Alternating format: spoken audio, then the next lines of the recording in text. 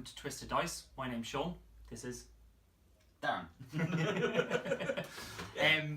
We've got an unboxing for you today.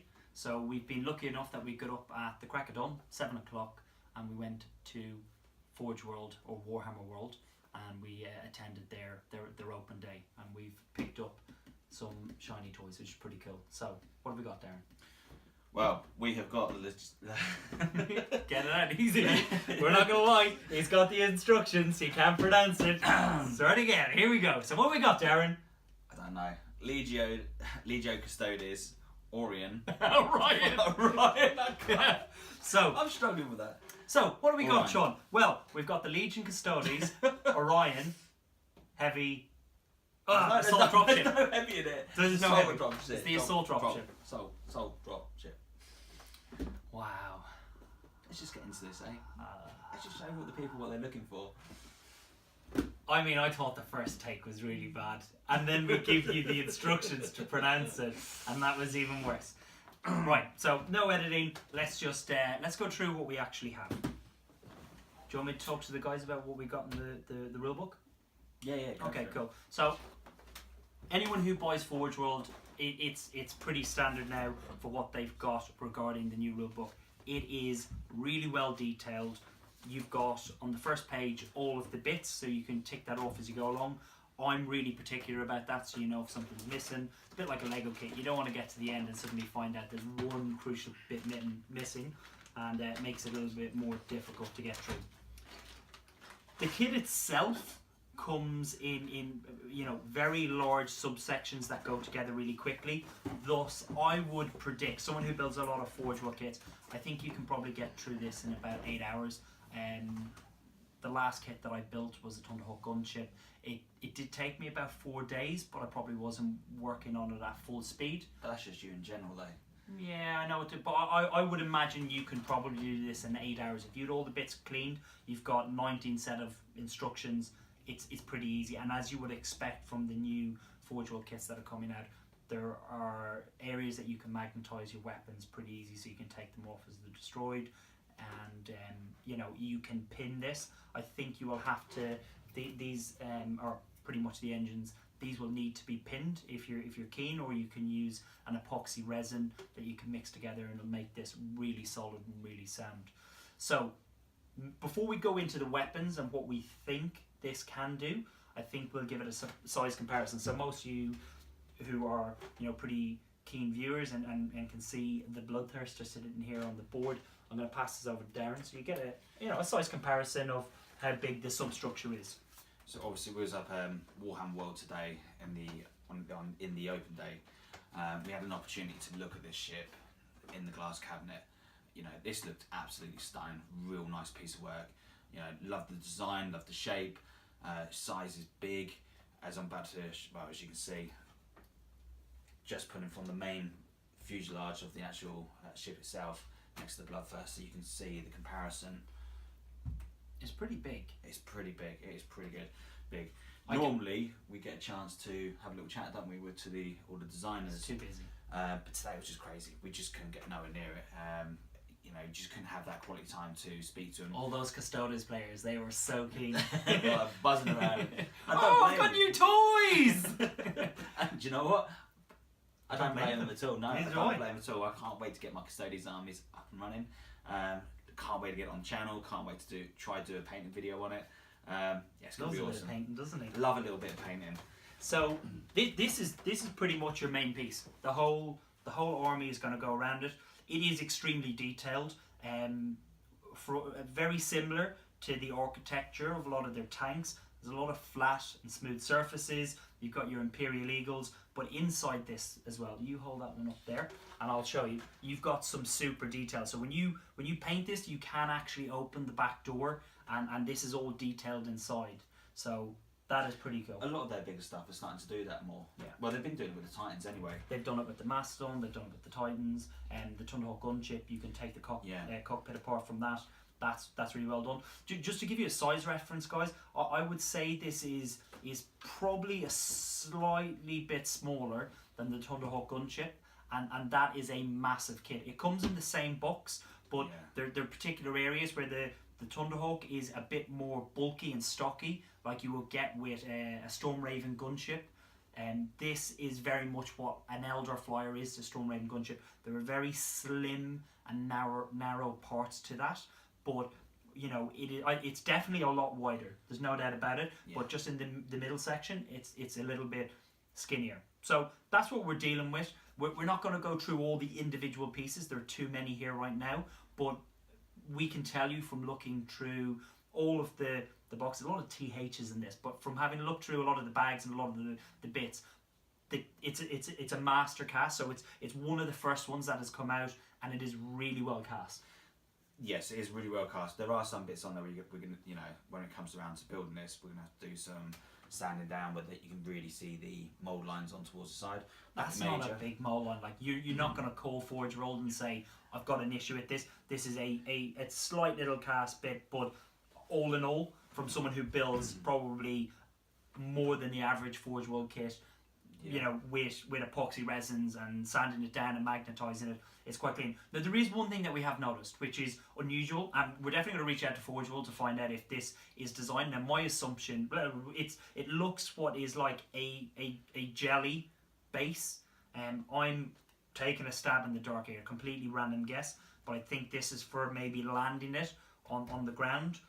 Definitely going to reach out. I haven't seen them do this yet. What's your thoughts? I haven't seen that at all. It looks like the resin hasn't set properly.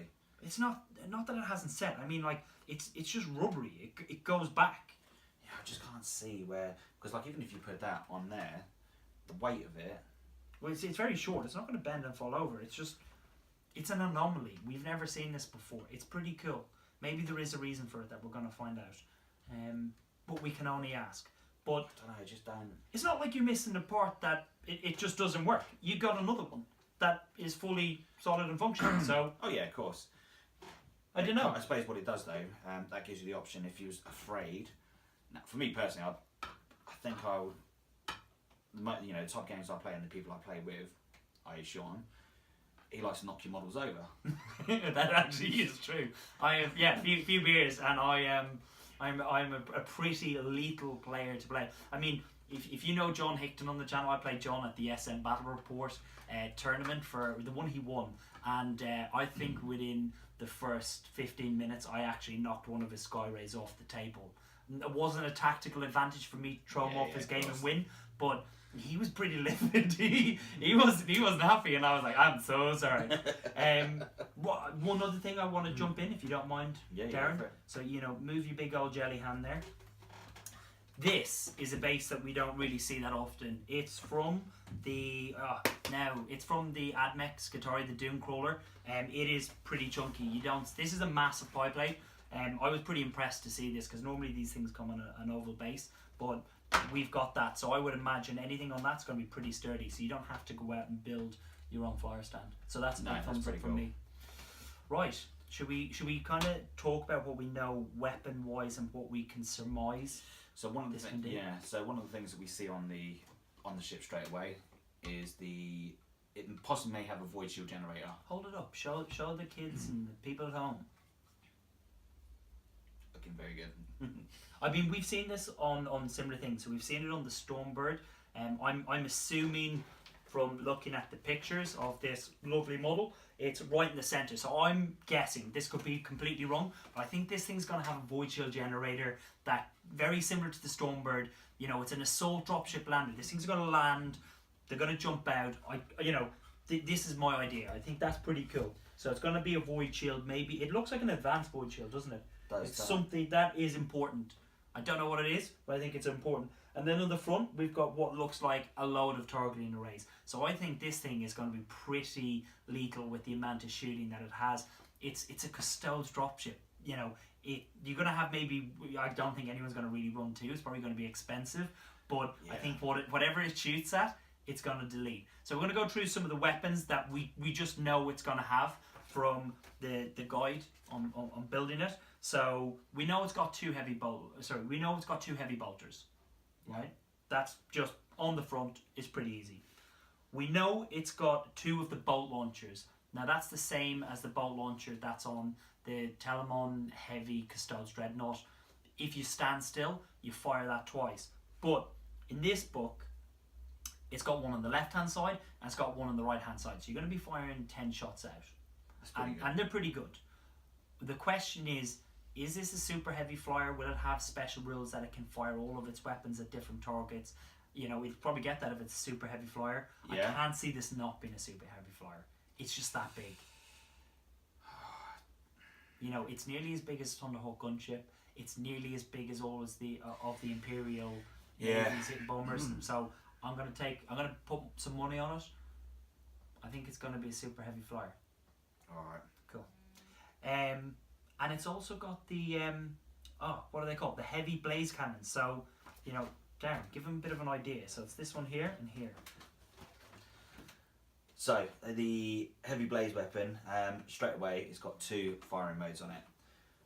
First one is range. So the blast is a range of 72 inches, strength 10, AP 1. So that's the concentrated blast. Yeah, that's okay, so not blast weapon, but sorry, 72 inches. That's that's the entire board. Yeah. Not that you need it with a flyer that like can get anywhere at once. Really. Oh no, but so it's heavy and it's got the exoshock. Yeah. Now this weapon, if successfully scores a penetrating hit on the target, roll d6. On a 4+, a second automatic penetrating hit is inflicted. So you're going to have 2 of those. Yeah. Strength 10, AP 1. So you're more than likely going to hit with this. I'd imagine you're likely going to hit, and you're gonna penetrate pretty easily. Yes. And then any penetrating hits on a 4 up, they become another penetrating hit. So I mean, that's pretty brutal. If it's a super heavy, you're going to be picking different tanks. Like it's going to open up. Oh, but the other beautiful thing about that is, you get no cover saves against it. Yeah, that is pretty good. Yeah. Darren likes that. A few like taps there. He's loving it. Now, we also know finally it's a dropship. How many people do you think it can transport? Troops, infantry? Well, let's go through the other firing mode. We can go through the other firing mode. I think that's pretty good. They really want to hear that, and then we'll go back. Because then the next bit, you've got the burst fire, which is the second mode. Now this has got range of 48. That's strength 8, AP 3. So that can do some damage for quite a lot. It's going to get rid of Space Marines, isn't it? And in Heresy, heavy 4 as well. Yeah. So yeah, that's pretty cool. I like that. Obviously, the new 40k 8th edition rules.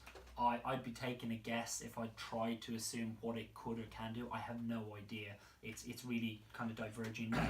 But for 30k, you're gonna have 8 shots.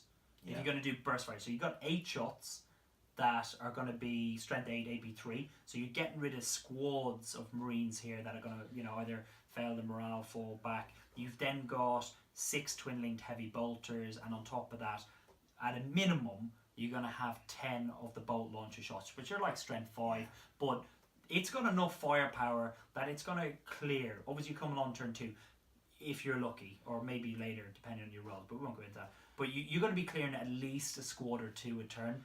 And easily. You've got Custodes in there, and it's a super heavy flyer, and you just don't kill them in 30k. Well, so potentially that's that could be popping over rhinos, get into the good meaty stuff. Yeah, that could do a lot of damage to a lot of other stuff as well. So yeah, I like that. That's really cool. I think it's got a void shield, which would be pretty cool. And I have no doubt if it's like any of the latest flyers that have been coming out, it's going to have chaff, and it's going to be on a 5 or 6 you're going to be dodging missiles. It could even have an invulnerable save, for all we know. That might not be a void shield generator. It might just be an invulnerable save to the model itself. But best of all, that's really good though. You've got a vulnerable save against the void shield generator would be better. But even having a vulnerable save on it would be really cool. I mean, we're just guessing at situations. Yeah, it is a guess. It is a guess. Now you've got through your alternate fire mode, which you're extremely happy with. And I'm glad you are. Yeah. What are we saying with regards to transport capacity? Because of the kit, because of the weight, Orion is probably going to have a capacity of... You're really looking at that model and thinking, I like that. Really going for it. It's going to be 10 now, we can 12. It's got to be 12. You're going to get your 10-man squad in there and your HQ at a minimum. Otherwise, why would you spend £275 if you can't do that? You want one HQ and you're 10 guys. Or it has a capacity of 20. Wow. Because the Custodes are 2 points a model, but you'd want it at least not just 20. You'd probably want it to 22, so you can get your HQ and Terminator armor in there, and then you can get all your Terminators, and that's what I'd like to see. I mean, that's wishful thinking. We really don't know. No. Well, there you go, kids. That's the end of the story for today. You happy with that? I'm really happy with that. You gonna keep